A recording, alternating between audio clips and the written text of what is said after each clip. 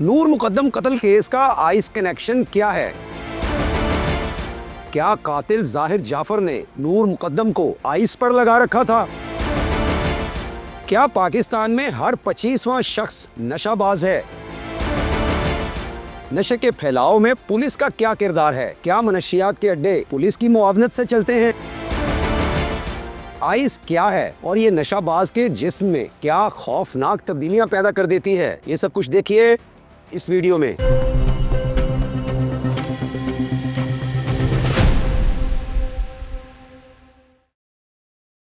السلام علیکم، میرا نام ہے سجاد شفیق بٹ۔ جی جناب، کیسے ہیں آپ؟ امید ہے بالکل ٹھیک ٹھاک ہوں گے۔ اللہ تعالیٰ سے دعا ہے کہ وہ آپ سب کو ہمیشہ تندرست اور خوشحال رکھے۔ ناظرین، بہت سے ایشوز ایسے ہوتے ہیں جن پر بات کرتے ہوئے عام طور پر ہچکچاہٹ محسوس کی جاتی ہے، حالانکہ انہی ایشوز کو زیر بحث لایا جانا انتہائی ضروری ہوتا ہے۔ مملکت خداداد پاکستان کو لاحق منشیات کے استعمال کا سنگین مسئلہ بھی انہی ایشوز میں سے ایک ہے، جنہیں مذاکرے اور مباحثے میں لانے کے بجائے یا تو سیدھے بھاؤ جہالت کا مظاہرہ کرتے ہوئے ہنسی میں اڑا دیا جاتا ہے، یا پھر کچھ تھوڑے بہت افسوس کا محض زبانی اظہار کرتے ہوئے ایک دوسرے کو اپنی اپنی زندگیوں کے معاملات پر فوکس کرنے کا مفت مشورہ عطا کر دیا جاتا ہے۔ یہ سب دراصل دین و اخلاق سے دوری اور مادہ پرستی کی عادت کے نتیجے میں تشکیل اور ترتیب پانے والی ہماری مخصوص سماجی صورتحال کا نتیجہ ہے، جس میں سب کو اپنی اپنی پڑی رہتی ہے اور کوئی ایک بھی کسی دوسرے کے لیے فکر مند ہونے کی ضرورت تک محسوس نہیں کرتا۔ سو مسئلہ جوں کا توں رہتا ہے اور رفتہ رفتہ معاشرتی بگاڑ بڑھتا ہی چلا جاتا ہے، جبکہ اسی تخریبی رویے کے بطن سے ایسے خوفناک واقعات کا ظہور ہوتا ہے کہ ان کی تفصیلات کو جان کر روح تک کانپ اٹھتی ہے۔ ایک محتاط اندازے کے مطابق پاکستان کی کم و بیش 25 کروڑ آبادی میں سے 1 کروڑ سے زائد افراد نشے کی لت میں مبتلا ہیں۔ ملک میں بے تحاشا اقسام کے نشے دستیاب ہیں، اور سب کے علم میں ہے یہ 1 کروڑ پاکستانی نشہ باز وہ ہیں جنہیں اقوام متحدہ کے آفس برائے ڈرگ کنٹرول کی جانب سے باقاعدہ نشہ باز قرار دیا جاتا ہے۔ وہ اس طرح کہ اقوام متحدہ کے آفس برائے ڈرگ کنٹرول کی تشریح کے مطابق جو شخص نشے کی مقدار چاہے کہ وہ تھوڑی ہو یا زیادہ ہو روزانہ استعمال کرے تو اس کو نشہ باز کہا جاتا ہے۔ اب ذرا ہم اپنے آج کے ایشو سے متعلقہ ان چند بنیادی سوالات پر غور کرتے ہیں کہ نشہ کیا ہوتا ہے، لوگ نشہ کیوں کرتے ہیں، نشے کو چھوڑا جا سکتا ہے کہ نہیں، کیا نشہ خود بھی چھوڑا جا سکتا ہے یا اس مقصد کے لیے کسی تربیت یافتہ معالج کی نگرانی میں چلائے جانے والے ادارے میں داخل ہونا ضروری ہوتا ہے، اور کیا کسی نشے کو چھوڑنے کے لیے دوسرا نشہ لازماً اختیار کرنا پڑتا ہے۔ ناظرین، اب یہ بات اچھی طرح جانتے ہیں کہ کبوتر کی آنکھیں موند لینے سے بلی کا حملہ روک نہیں جایا کرتا، تو اس حقیقت کو بھی ہمیں کھلے دل سے تسلیم کرنا چاہیے کہ مادہ پرستی کے سرور و خمار میں مبتلا ہمارا سماج شدید ٹوٹ پھوٹ کا شکار ہو چکا ہے۔ اجتماعی طور پر ہمارا معاشرہ محنت و مشقت، شرم و حیا، صدق و صفا، احسان و سلوک، تحمل و درگزر اور ایک دوسرے کے لیے اپنے وقت، جذبات اور احساسات کی قربانی دینے کے علاوہ حلال و حرام میں تفریق پر عمل درآمد کرنے جیسے سنہری اسباق کو کلی طور پر فراموش کر چکا ہے۔ آج دولت و شہرت کی فراوانی اور عیش و نشاط کے اسباب کو وافر مقدار میں مہیا کر لینے کو ہی مسرت و کامیابی کی واحد علامت سمجھا جاتا ہے، اور اس امر میں بھی کسی شک و شبے کی گنجائش نہیں ہے کہ ہم نے جب سے اپنی روایتی مشرقیت پر متنوع اور جدت پسند مغربی افکار کے تیز ترین رنگین مسالے چھڑکائے ہیں، تب سے ہم بطور نسل انسانی اپنا عظیم خسارہ کیے چلے جا رہے ہیں۔ مثال کے طور پر آپ نور مقدم کیس کو دیکھیں۔ 20 جولائی 2021 کی شام پاکستان کے دارالحکومت اسلام آباد کے مہنگے ترین سیکٹر F7 میں سابق سفیر شوکت مقدم کی 14 سال غیر شادی شدہ بیٹی نور مقدم کا انتہائی بے دردی سے قتل کر دیا گیا۔ قاتل ظاہر جعفر مشہور کاروباری شخصیت ذاکر جعفر کا بیٹا ہے۔ پولیس نے 24 جولائی کو جرم کی اعانت اور شواہد چھپانے کے جرم میں ملزم کے والدین ذاکر جعفر اور ان کی اہلیہ عصمت آدم جی سمیت 2 گھریلو ملازمین کو بھی تفتیش کے لیے حراست میں لیا۔ 24 فروری 2022 کو ظاہر جعفر کو جرم ثابت ہونے پر اسلام آباد کی ڈسٹرکٹ اینڈ سیشن کورٹ کے ایڈیشنل جج عطا ربانی نے قتل کے جرم میں تعزیرات پاکستان کی دفعہ 302 کے تحت سزائے موت، جبکہ ریپ کے جرم میں 25 سال قید بامشقت کی سزا سنائی اور 2 لاکھ روپے جرمانہ بھی عائد کیا۔ اغوا کے جرم میں ظاہر جعفر کو الگ سے 10 سال قید بامشقت کی سزا بھی دی گئی اور 1 لاکھ روپے جرمانہ عائد کیا گیا۔ ظاہر جعفر کے والد ذاکر جعفر اور والدہ عصمت آدم جی کو بری کر دیا گیا، لیکن مالی جان محمد اور چوکیدار افتخار کو 10 سال کی قید سنائی گئی۔ ظاہر جعفر کے والد سمیت 9 ملزمان کو عدالتی فیصلے کے بعد اڈیالہ جیل سے رہا کر دیا گیا۔ ظاہر جعفر کی والدہ پہلے ہی ضمانت پر رہا تھیں اور مقدمے کی سماعت پر عدالت میں پیش ہوا کرتی تھیں۔ ٹرائل کورٹ کے فیصلے کے بعد ظاہر جعفر نے سزا کالعدم قرار دینے کے لیے ہائی کورٹ سے رجوع کیا، جبکہ نور مقدم کے والد شوکت مقدم نے بری ہونے والے ملزمان کو سزائیں دینے اور زیر حراست مجرمان کی سزاؤں کو بڑھانے کی اپیل کی۔ اسلام آباد ہائی کورٹ نے نور مقدم قتل کیس میں مرکزی ملزم ظاہر جعفر کی سزا کے خلاف اپیل پر وکلاء کے دلائل مکمل ہونے کے بعد 21 دسمبر 2022 کو فیصلہ محفوظ کیا، جو چیف جسٹس عامر فاروق کی سربراہی میں ڈویژن بینچ نے سنایا۔ اسلام آباد ہائی کورٹ نے ظاہر جعفر کی سزا کے خلاف اپیل مسترد کرتے ہوئے شریک مجرمان محمد افتخار اور جان محمد کی سزا کے خلاف اپیلیں بھی خارج کر دیں، جنہیں ٹرائل کورٹ نے 10 سال کی قید کی سزا سنائی تھی۔ اسلام آباد ہائی کورٹ نے ظاہر جعفر کو ریپ کے جرم میں 25 سال قید کی سزا کو سزائے موت میں تبدیل کر دیا۔ اسی طرح اسلام آباد ہائی کورٹ نے ظاہر جعفر کو 2 مرتبہ سزائے موت کا فیصلہ سنایا۔ پھر نور مقدم case supreme court of Pakistan پہنچ گیا، جہاں جسٹس ہاشم کاکڑ کی سربراہی میں 3 رکنی بینچ نے مجرم ظاہر جعفر کی سزائے موت کے خلاف اپیل پر سماعت کی۔ بینچ کے دیگر ججوں میں جسٹس اشتیاق ابراہیم اور جسٹس باقر نجفی شامل تھے۔ سپریم کورٹ میں نور مقدم قتل کیس میں مجرمان کی سزاؤں کے خلاف اپیلوں کی سماعت میں فیصلہ سنا دیا گیا۔ عدالت نے قتل کے مقدمے میں مجرم ظاہر جعفر کی سزائے موت برقرار رکھتے ہوئے ریپ کے تحت سزائے موت کو عمر قید میں بدل دیا۔ سپریم کورٹ نے مالی اور چوکیدار کی سزاؤں میں تخفیف کرتے ہوئے کہا کہ جتنی سزا وہ گزار چکے ہیں ان کی وہی سزا تھی۔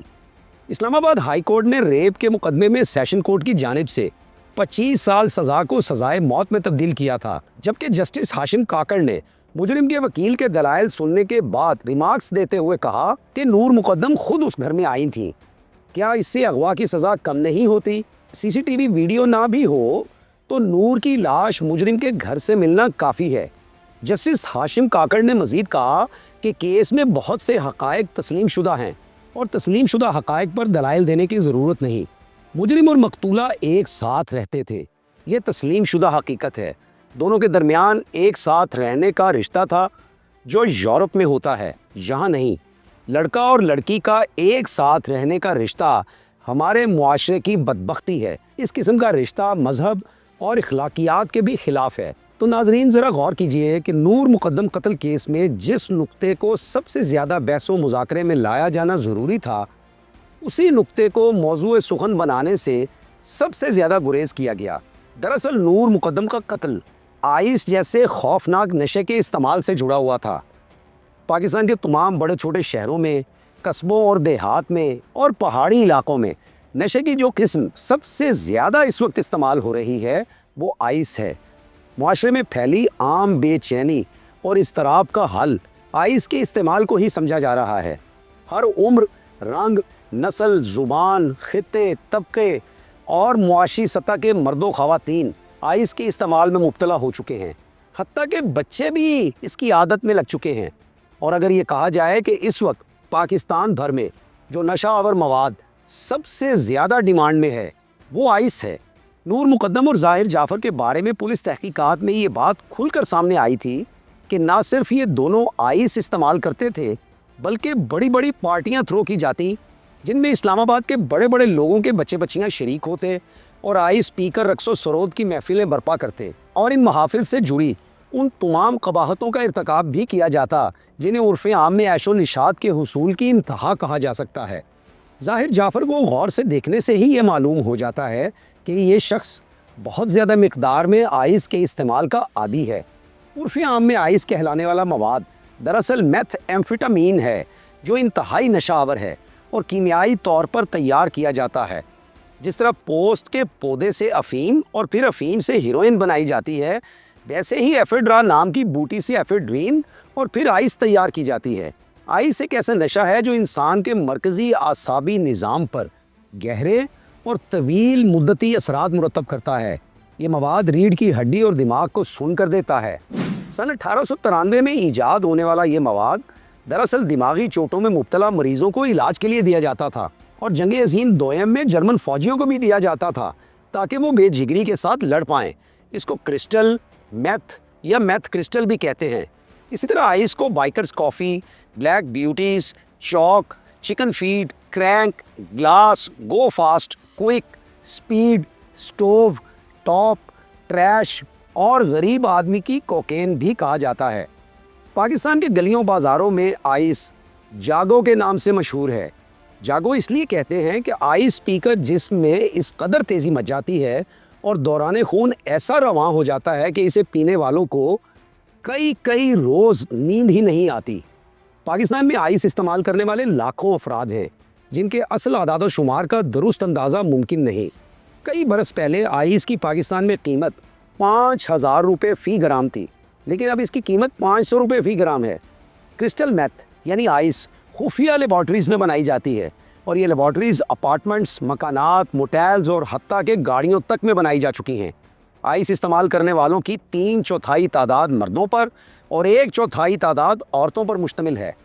انتہائی محتاط اندازے کے مطابق پاکستان میں سالانہ 20 ٹن آئس پی لی جاتی ہے۔ یعنی ہمارا ملک جہاں سالانہ 44 ٹن تو صرف ہیروئن ہی پی لی جاتی ہے اور 110 ٹن ہیروئن بیرون ملک سمگل کی جاتی ہے، تو یہ سب آتا کہاں سے ہے؟ اس کا صحیح جواب ہے افغانستان۔ جی ہاں، افغانستان اب کئی اشروں سے منشیات کا عالمی گڑھ ہے، اور ہم اس کے ہمسائے ہونے کی وجہ سے مستقل اس اذیت کا شکار ہو رہے ہیں۔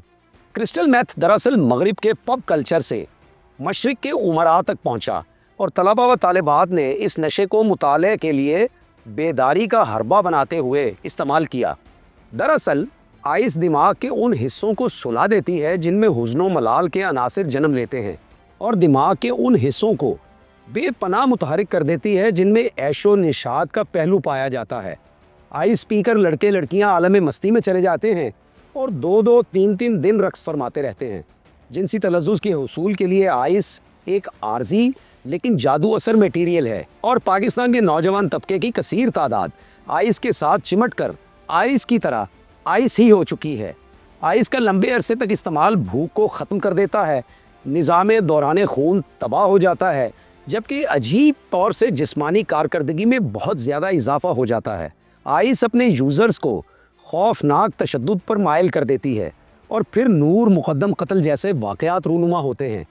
آئس سے رفتہ رفتہ جگر تباہ ہو جاتا ہے، ڈپریشن رہنے لگتا ہے، قوت مدافعت کمزور ہو جاتی ہے، قوت فیصلہ ختم ہونے لگتی ہے، اور پھر باقاعدہ شیزوفرینیا یعنی پاگل پن کی انتہائی قسم بھی لاحق ہو جاتی ہے۔ ناظرین، آپ میں سے بہت سو کے علم میں ہوگا کہ ایکسٹیسی کے نام سے ایک گولی مارکیٹ میں غیر قانونی طور پر دستیاب ہوا کرتی تھی۔ وہ بھی دراصل کرسٹل میتھ یعنی آئس سے ہی بنتی تھی۔ کئی برس پہلے ایک گولی ایکسٹیسی کی قیمت 2500 روپے ہوا کرتی تھی۔ اب آپ سوچ رہے ہوں گے کہ پاکستان میں تو اس قدر زیادہ قانون نافذ کرنے والے ادارے ہیں، تو پھر آئس اور آئس کی طرح کی خوفناک بلاؤں کا توڑ کیوں نہیں کیا جاتا؟ تو یہ بات اچھی طرح ذہن نشین کر لیجئے کہ ہمارے ہاں جوا، منشیات اور فحاشی کے اڈے پیڈ کرائم میں شمار ہوتے ہیں۔ پیڈ کرائم یعنی جرائم کے جن دھندوں کو باقاعدہ قانون نافذ کرنے والے اداروں کے اہلکاروں کو پیمنٹ کر کے چلایا جائے، انہیں پیڈ کرائم کہتے ہیں۔ دراصل پیڈ کرائم تب تک ہی ممکن ہوتے ہیں جب تک پیمنٹ کی جاتی ہے۔ محکمہ پولیس پاکستان میں بدعنوانی کی سب سے بڑی مثال ہے، اس میں تو کسی کو کوئی شک نہیں ہونا چاہیے۔ تو میں آپ کو اپنے تجربے کی روشنی میں یہ بتانا چاہوں گا کہ علاقہ ایس پی، علاقہ ایس ایچ او اور متعلقہ بیٹ آفیسر یعنی متعلقہ علاقے کے نکے تھانے دار یعنی اے ایس آئی، ان 3 سطحوں پر جرائم پیشہ افراد کی مکمل رسائی ہو جاتی ہے، اور تمام مالی معاملات آپس میں اچھی طرح طے پا جاتے ہیں، تو تب ہی یہ مکروہ دھندے چلائے جاتے ہیں۔ گپت یعنی خفیہ کام کرنے والا اول تو زیادہ دیر کام کر ہی نہیں سکتا، اور اگر کرتا بھی رہے تو پکڑے جانے کی صورت میں اسے عبرت کی ایسی مثال بنا دیا جاتا ہے کہ آئندہ کوئی شخص بغیر پیسے دیے ایسا دھندا چلانے کی کبھی جرت ہی نہ کر سکے۔ اب آپ دیکھیے، اسلام آباد میں ملک نام کا ایک گروپ ہے جو منشیات کا کام کرتا ہے۔ سارے پاکستان کو اس گروپ کا پتہ ہے، لیکن وہ اشروں سے اپنا کام کیے جا رہے ہیں اور انہیں کوئی روکنے ٹوکنے والا نہیں ہے۔ دراصل بہت بڑے بڑے لوگ اس گندے دھندے میں ملوث ہیں اور اپنا اپنا حصہ بقدر جسہ وصول کرتے ہیں، اور اسی طرح بڑے بڑے لوگ منشیات کے استعمال میں ملوث بھی ہیں۔ تو بس یوں ہی مل جل کر یہ کام یوں ہی چلتا رہتا ہے۔ ناظرین، نور مقدم کیس کے حوالے سے بہت باتیں ہوئی، بہت بحث ہوئی، لیکن جو مرکزی ایشو تھا اس پر سب ہچکچاہٹ کا شکار رہے، اور آئس کے استعمال کا نقطہ کسی مذاکرے میں اگر آیا بھی تو انتہائی مختصر طور پر۔ ہم سمجھتے تھے کہ اس پر بات ہونی چاہیے، تو ہم نے تو اس سلسلے میں ایک قدم اٹھایا ہے۔ اب ایک قدم آپ بھی اٹھائیں اور اس ایشو پر مباحثے اور مذاکرے کو فروغ دیں، کیونکہ مسائل پر بات ہوگی تبھی ان کا حل نکلے گا۔ رہا کسی کا ڈر اور خوف، جیسے کہ بدعنوان پلسیے یا مسلح منشیات فروش، تو ڈرنے کی اور گھبرانے کی کوئی ضرورت نہیں، کیونکہ یہ درس کربلا کا ہے کہ خوف بس خدا کا ہے۔ اس سلسلے میں اپنی رائے کا اظہار ضرور کیجیے گا۔ انتظار رہے گا۔ اللہ حافظ، اللہ نگہبان۔